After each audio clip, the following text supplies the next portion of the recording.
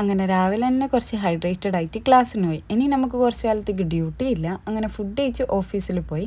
നമ്മൾ കാർഡിയാക്കിൻ്റെ പിള്ളേർക്ക് മാത്രം സ്പെഷ്യൽ 9:45 സൈൻ ഇടണം, അല്ലെങ്കിൽ അറ്റൻഡൻസ് ഉണ്ടാവില്ല. റീസൺ നമ്മൾ തന്നെയാണ്, ഹോസ്റ്റലായതുകൊണ്ട് നല്ല ലേറ്റ് ആയിട്ട് എപ്പോഴും ക്ലാസ്സിലെത്തൽ. കുറവാണെങ്കിൽ അന്ന് അതിന് ശേഷം ഇപ്പം ഇങ്ങനെ ആക്കി. അങ്ങനെ ക്ലാസ്സിൽ കയറി എല്ലാവരും അറ്റൻഡൻസിൻ്റെ പെർസെൻറ്റേജ് നോക്കി. കുഴപ്പമില്ല, അത്യാവശ്യം ഉണ്ട് എല്ലാവർക്കും.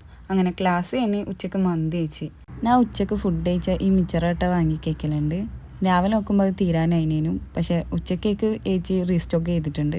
എനിക്ക് സന്തോഷമായി. അത് കഴിഞ്ഞ് കുറച്ച് സമയം കത്തിയടിച്ചിരുന്ന് പിന്നെ നേരെ എക്കോളി ക്ലാസ്സിന് പോയി. അത് കഴിഞ്ഞ് ഹോസ്റ്റലിലെത്തി ഞാൻ കിടന്നുറങ്ങി.